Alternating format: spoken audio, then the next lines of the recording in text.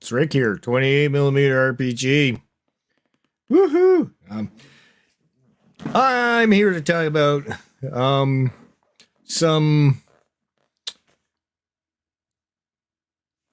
4D game mastery, basically 4D game mastery. So, for those who don't know what 4D is, for 4D roleplay, that's where the players co-create during the game, or alongside as the game master, presents the scenario. And yeah, it's a very open way of gaming. It's to get the players included in the lore of the thing that you are presenting. And the co-creativity can be just refined to just small things like, if they enter, and I've used this, this example before, if they enter a bedroom and you describe the bedroom, the players can also imagine the thing, and they'll imagine the bed, they'll imagine, maybe a mirror on the wall, maybe they'll imagine the closet, ensuite, that sort of thing, curling iron on the side table of the bed, stuff like that. The game master can describe, the necessities, and usually you describe just necessities because they will be the things that hold maybe the clues that could be happening. Like, if there is something in a jewelry box, you describe the little side table with a small jewelry box and then a closet and all that stuff. If it's super important, if it's really important to put those things in there, maybe, but the players can go ahead and think of other things that they would see in a bedroom. Now, does that wreck anything? No, it's to be assumed to be in the room, so perfectly fine. Also, it can be opened up, this co-creation, to full-on areas. For example, I think I've used this one before in possibly a Discord or something. Say that the player says, "Hey, you know what? I heard about this rumor about this castle. It's off to the north, and apparently it's abandoned, and there's supposed to be some form of treasure down below in the dungeons. Now, people say it's cursed and stuff like that, but I don't know. You guys want to go check that out?" And this is something they come up, not me, they come up with. So I put that into kind of like the realm of hearsay. So until they get more facts. So this could be, third-hand information. It could be red herring information, that sort of thing. That's entirely up to me to either commit to or, but most of the times I will go, add it in there. However, in order to gather more information about that, they need to talk to NPCs and stuff like that, and gather more information about it. Some may say it's a rumor. Some may say it's haunted by an old ancient ghost of some king that died long ago, eons past, and come up with some sort of hairy kind of story like that. Could be false information as well. I mean, it's stuff that I'm making up on the fly, like right now. So, but how do you prepare for something like that? So I'm gonna give you some ideas on how to prepare for, as a game master, for a 4D session where you want the players to be able to co-create. So, the first thing you need is the players. The players need to be vetted. You have to make sure they are good players. I have good players. The gang that I'm gaming with, they are awesome. They stay within the context of the setting, and they don't make things up that would, be something that would make the audience groan. I allow what's movie plausible. And if you make something up that's going to make the audience go, yeah, don't do that. Don't, that's a basic, rule to go by. So you need players that will play for the experience in the game, like not experience points, but the experience that he or she will get from the game. And this will end up becoming that story that they reflect on once the game is done. They'll say, whoa, that was a cool story we created. We did this, we did that, blah, blah, blah, And when you're playing 4D and you're playing full-on roleplay, you get way more done in an hour and a half than you would get done in, and I've seen this, in an 8-hour session. I can guarantee you that. So what I start with as a game master is a premise.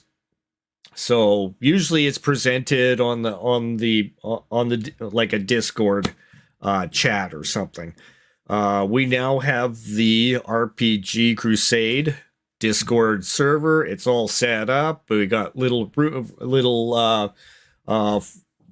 forum rooms for people to come up with ideas, so what they want to see in a game. So that's how I get a premise put together. So I say, okay, guys, here's my idea. Okay, let's my idea for say, for example, Centauri was basically the first starship to leave the Sol system and enter the Proxima Centauri system. So that's the premise. So it's going to be all about that. So next thing, I presented some characters and I gave them secrets. So my prep was the organizations that combined together to make this mission possible. So taking, bits from Alien and stuff like that, there's going to be some nefarious organizations, some, more, non-nefarious, some that are out to make money, on this mission, that sort of thing. They some want power, some, you just come up with all these kind of different things. So what I ended up giving them here, the players, was basically a very short, and you see this in the beginning of part 1, and this is my short, just a brief of what the Interstellar Exploration, what are they called? Consortium. So this was created, this was actually prompted through AI. So how I did that was, I might have shown it before, but I just gave some a brief, like an idea of what I wanted as an example, and then I told the AI to go ahead and create a new thing based on my example, and it started churning it out. So then I went ahead and started just slightly modify it. I don't take what is written out as that's it. No, I go in there and I modify it quite a bit, and because it gives me some ideas that I can work off of, and boom, I've got a little prelude on how this all came together and what their goals are as far as this this exploratory consortium is all about. Then I thought, okay, what are they going to go ahead and find in Centauri? Like, in Proxima Centauri, what are going to be some of the things that are going to be there? Well, I decided that there was going to be a gas giant. There's going to be a water world planet. There's going to be like a moon that you can land on. Probably there's several, but specifically there's going to be a moon. And there's going to be that big alien space station, which they first see. So I just, I also decided to maybe we'll throw in some intrigue here. Like we'll give all the players a secret. So I gave them all a secret. Um, some of them were revealed, some of them weren't. They were still, tucked under. It was entirely up to them if they wanted to reveal the secret or keep the secret to themselves. They also had, some of them had connections in various ways to maybe some of these organizations. So I didn't say it had to be presented by the players. It could be kept as a secret and all that stuff. That's totally fine. It's up to their characters to decide on how they're going to present any information that they have on their character.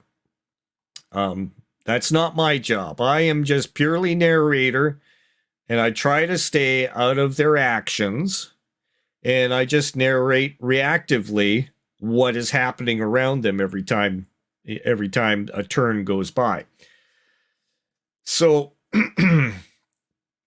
so how do players that can go ahead and manipulate the cosmos around them, by presenting new ideas and stuff, how do I be able to kind of, develop around that? Well, I do things called push. So I make pushes. So the first part you can put together. So what pushes are they're little things. It's kind of like having a random generation table.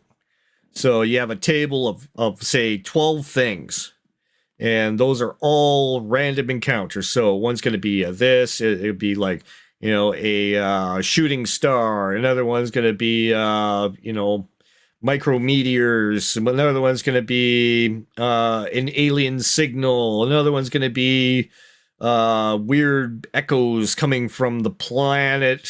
Maybe the ocean planet. There's some weird kind of thing coming from there. Some sort of, radio signal or something. Or maybe something off the charts, but still detectable, and then the computer, the AI, Teresa, brings it up.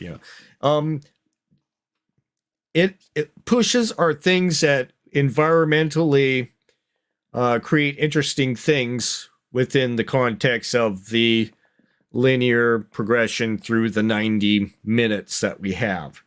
So if I feel as a game master that something's slow, it's too slow, I insert some pressure in with the push.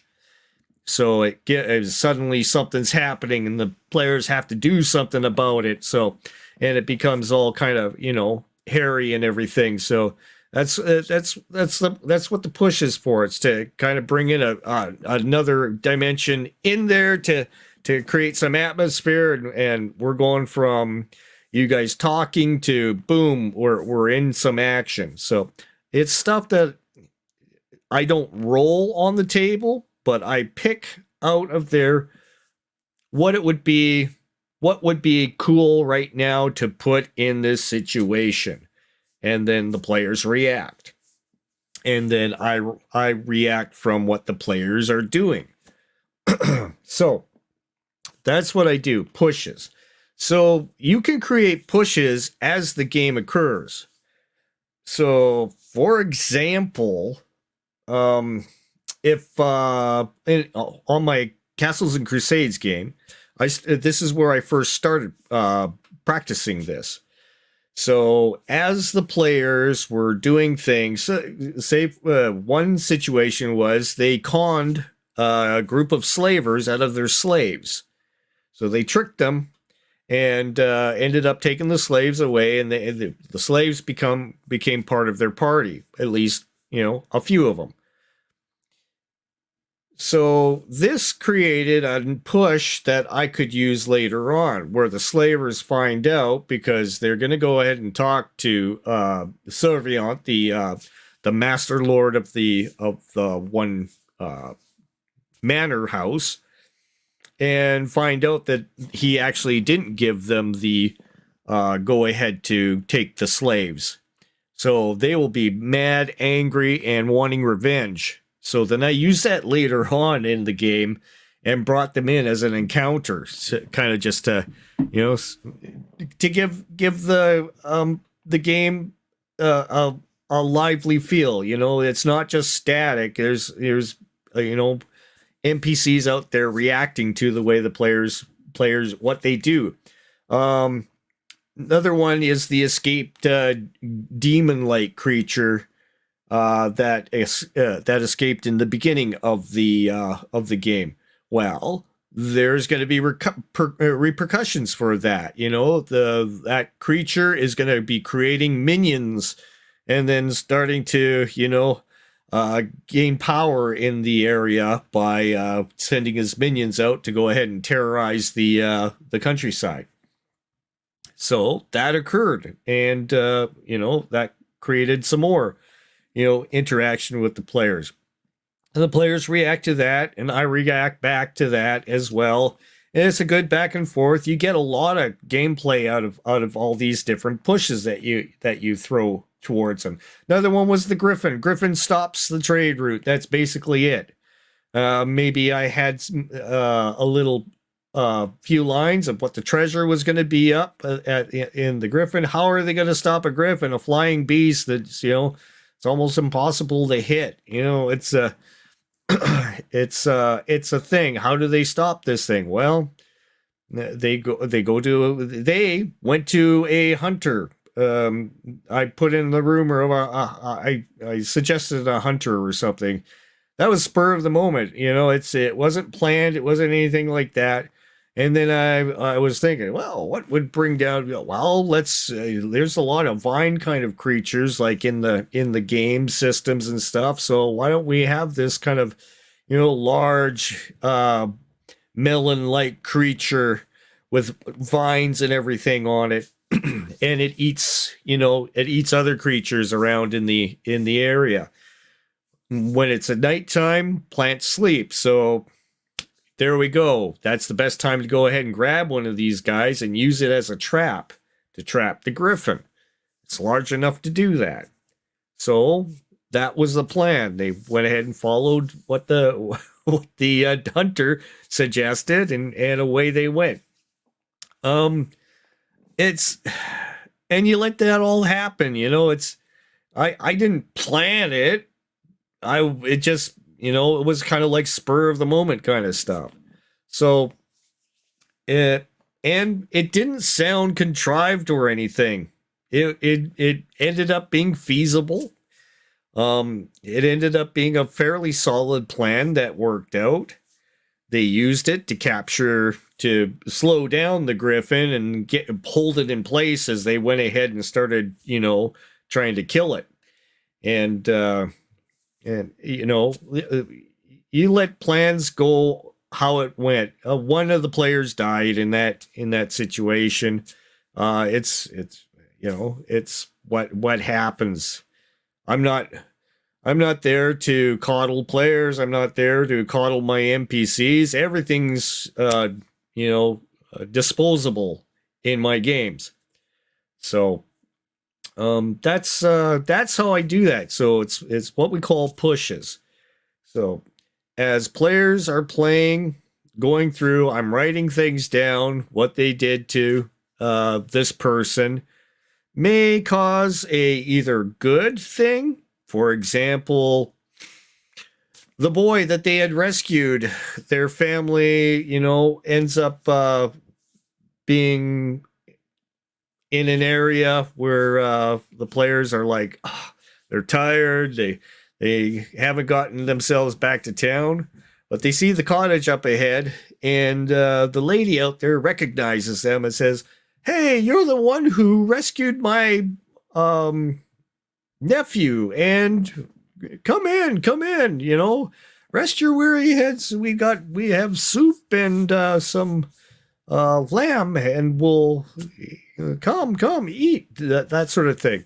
So because of the players doing a good thing, they get a place to stay for the night and that sort of thing, and a restful recovery for the night. stuff like that. That's a good thing for what they did. That was good. And of course, you have the repercussions for, double crossing different people and that sort of thing. So those you start writing down as things are occurring, and you're creating these, natural pushes, these ideas, so you don't forget about them. You don't like the players may forget about, oh yeah, when it happens, they'll go, oh yeah, we did that. Thinking in their heads, right? They don't do that in, out of character talk, but they're like, oh, they're thinking in their head, oh yeah, that's what we did. Yep, okay, yeah, we're getting the feedback here from what we did. And yeah, that's how you game master through a 4-day, session where the players can co-create. You just go with it. You have the time, because you're not, in my games, you're not talking all the time. So you sit back while the players are, discovering different things about their characters, yet pushing the narrative. Yeah, this is important. I see a lot of games where it's just me, me, me, me, me, me, me, me, me, me, me, me, me, me, and then the other player comes in. Yeah, me, me, me, me, me, me, me, me, me, me, and that's all you're getting is they're not actually interacting with each other and coming up with a plan and then going out and do this plan. That's the thing you want. You don't want this what's called talky talk, where it doesn't push any kind of situation forward. You want the talk that is the plan. Okay, we do this. No, that's a bad idea. Well, then what's your suggestion? We do this instead. Okay, that sounds pretty solid. Then they all get their gear, boom, out they go. And almost about as fast as that, because you want this stuff to be, rather, rather quick in order to get to the exciting parts. Now, you don't get right to the exciting parts right away. There's still that journey to get to the, to get to where the plan is supposed to go forward. So that's up to you as a game master to throw in pushes in between in order to, oh no, we got this extra pressure on us. That's what the players are going to feel. So, yeah. So in the beginning of the of our Traveler game for Centauri, I did let the players begin because of the situation. I had the idea of them going from point A to point B, so from Sol to Proxima Centauri.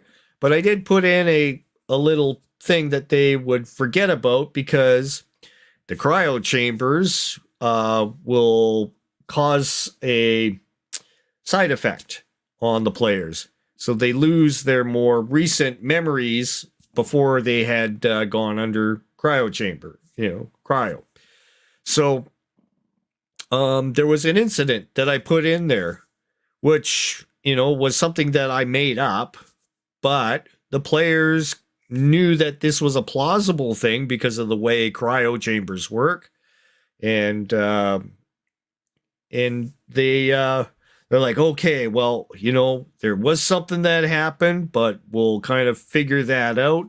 It was a situation where I won't expose it, because I think the players want to go ahead and go for a sequel on this. So it might be interesting, but I did have a situation which I had outlined with the AI and Nixos, the robot, and a bit of a thing going between them, which I had written down like a couple of sentences for some notes, so not to expose it. And then a thing with Vincent, which is one of the NPCs, who's the medical officer of this mission. And so the medical officer was arguing something to the captain, but the captain wasn't having any of it because it meant a really bad situation would happen. So that will be exposed maybe on in a future episode if we do the sequel. That might be exposed. Yeah, so I'm just going to keep it as such. So my prep is pretty simple, but keep in mind a lot of my prep wasn't exactly just lazy kind of stuff. I spent quite a bit of time doing what would be called like the matter of fact things about this mission. There is the Vasco da Gama. This is the ship. This is the ship they're on. To me, maybe this is like 500 tons. It doesn't matter to me. The players can decide on how many tonnage this is. It has various things inside. It's got a cryopod. It's got an auto dock. It's got Teresa, the AI. It's got an airlock. It's got a commons room. It's got a stateroom. It's got a galley. And then in another part of the ship, it's got the workshop, the printer, life support systems, engine room. It's got Nixos here in picture. It's got the fusion reaction room. It's got the containment area for Nixos, so he has his own place where he goes to reconstruct. And we got the Manta, which is a small ship's boat inside, so it's in the docking bay. And I did the thing for the Manta cockpit. Then I also had the scene from the Vasco da Gama bridge and the thing outside. So I made this the bridge separately. I cut everything out so that I could have anything in front of it. So I could have a picture of the moon. I could have a picture of the space station. I could have a picture of the water world. I could have a picture of the gas giant. All these things that were currently in my mind what's around in Proxima Centauri. So I had all this stuff. Then the first mystery I was going to present to them is this big station which is in front of them.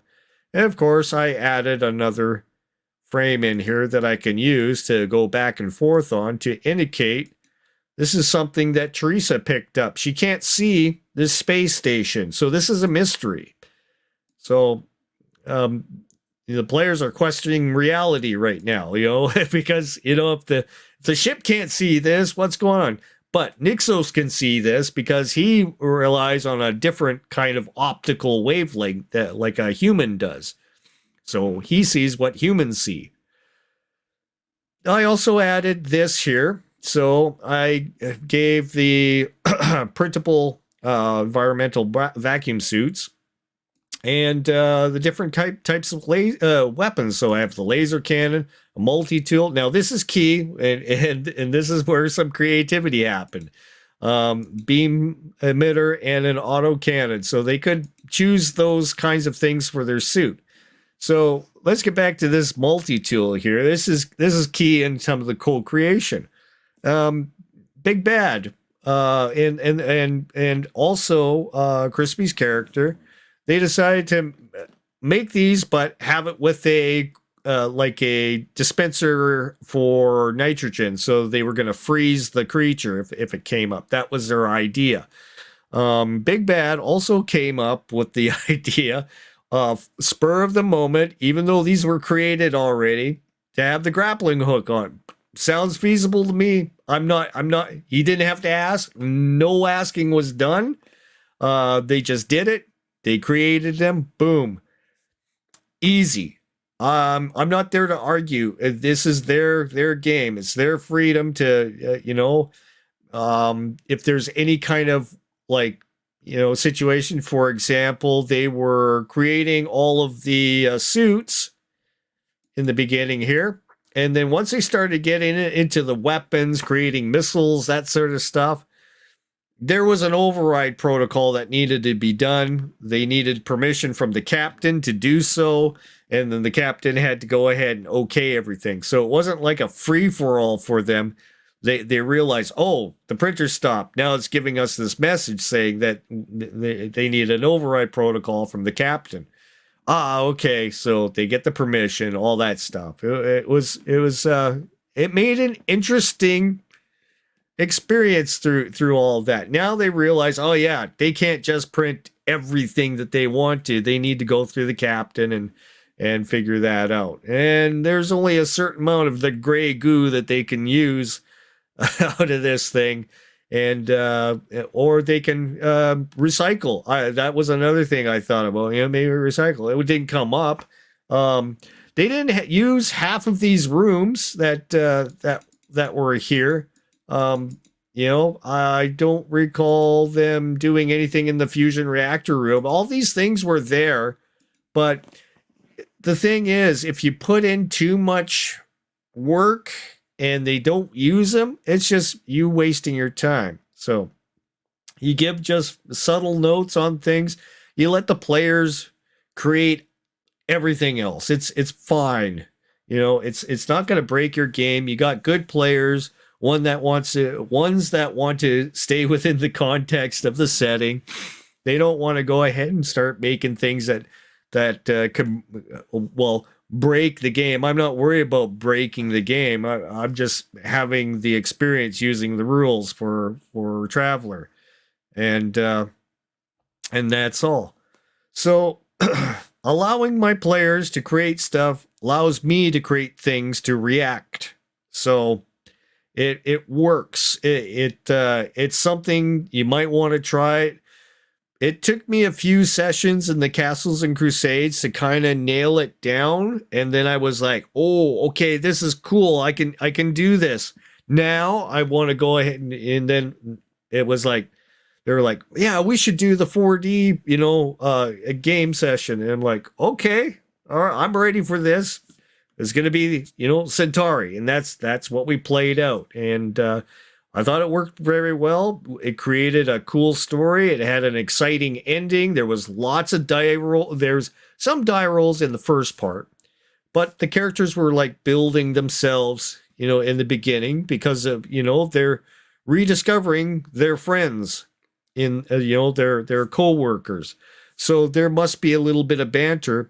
Also, it helps anybody that's watching it kind of go, yeah, okay, that guy's cool. Oh, this guy has a family, and it's bringing out these things. The observers of our game, start to become attached to the characters, and the players are becoming attached to their characters as well.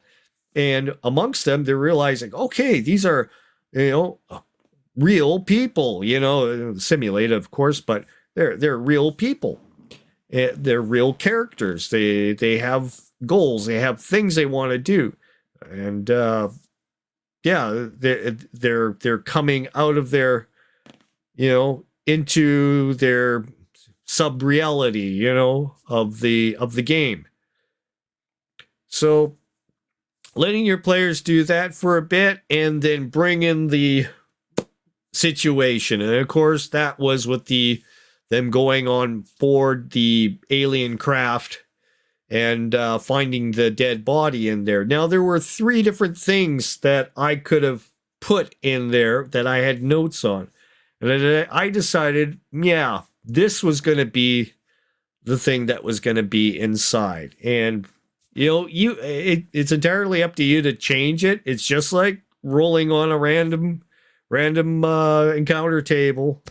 There's no magic behind that. But for me, the magic is use the right push for the situation that you want to convey, some form of excitement, some tension, some mystery, whatever it is that you feel you need in that spot is what you add in there. Let the players play around with it. Then they decide to bring the creature and a few other things back on board. That's when things started getting exciting. More rules were made. Lots of combat was being committed. There was few hairy, exciting moments. There was an epic save in the end with Traveler. You roll 2d6. The highest you can roll is 12, and he rolled a 12. It's something that you don't normally see in a game. Something epic happens, boom, and it saves the day for one of the characters. And that's what happens. You have to watch the show yourself. I'm not going to spoiler it, so watch the two parts if you want. I am going to put the two parts together in a one episode thing so that people have, the chatter cut out at the end when we do our talk afterwards.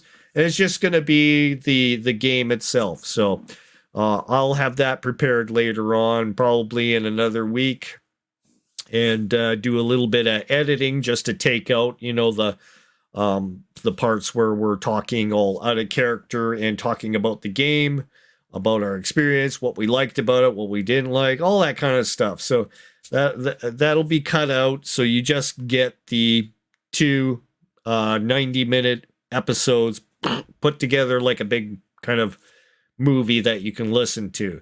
You don't have to watch it. You can listen to it, and you know what the players are doing and what's happening, because you don't need to see, minis being moved around, because we don't do that.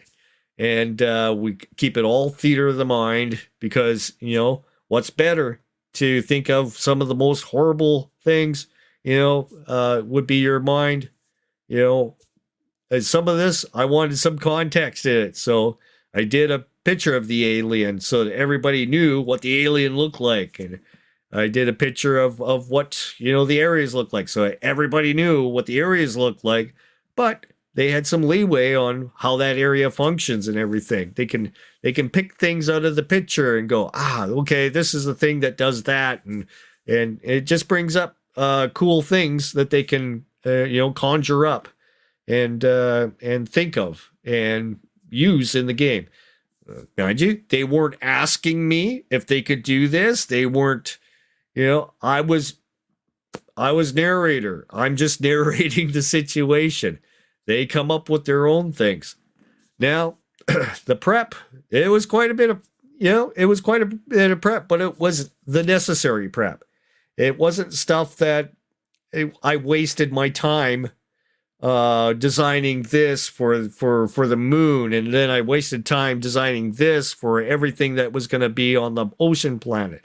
It was wherever they wanted to go, it was going to happen. So I let them loose to wander around in this star system, being the first visitors from Sol to Proxima Centauri. And it turned out how it did. The players could have done the player versus player stuff that very easily.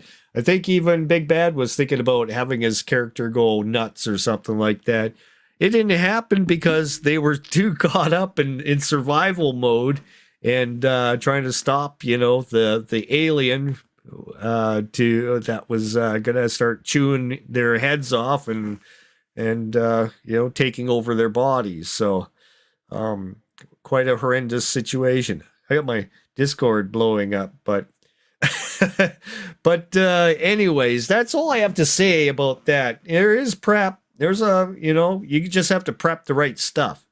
And here I am giving away how I prep for my right stuff. A little bit different than I used to when I was in the 2D, game mode. This is 3D and 4D. So I've changed my ways a little bit in some of the prep, but it still kind of coincides with what I used to do. I used to give my players freedom, but I didn't give them co-creation. So this is new. This is how I adapted, and take my video. You can choose to decide on how you're going to create your own 4D game. If you ever dare to try doing this, it's not easy. It took me about a year to go ahead and go from basically a 3D player but a 2D game master, and then changing me from a 2D game master to a 4D game master. And I'm still working on stuff. It's not my conversion has not been complete. It still has some things to work out, and I've talked about that in our last video between me, Crispy, and Big Bad. And it's stuff that I need to improve on, and they picked out the things that they needed to improve too. We critique our own stuff, so we want to become better at our craft. And it's not us just doing voice acting and stuff like that. Sure, I can do different kinds of voices. I can do that, but that's not the important thing. The important thing is to create the experience that the players will have, and have the players create their own instances in the experience, because they're the ones who are all in control of where they go, what they do, how they do it. That's all up to them. I can bring in an NPC that might suggest something, or, but I try to keep them low key. This is the player's game. This is how they're going to do it.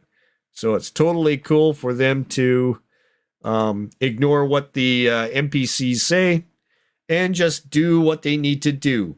And that's it. So I don't know. If you have any questions, put them down below. I'll figure out a video response maybe to some of the questions if you want to do that. Alrighty. So we'll talk to you guys later. Here you go.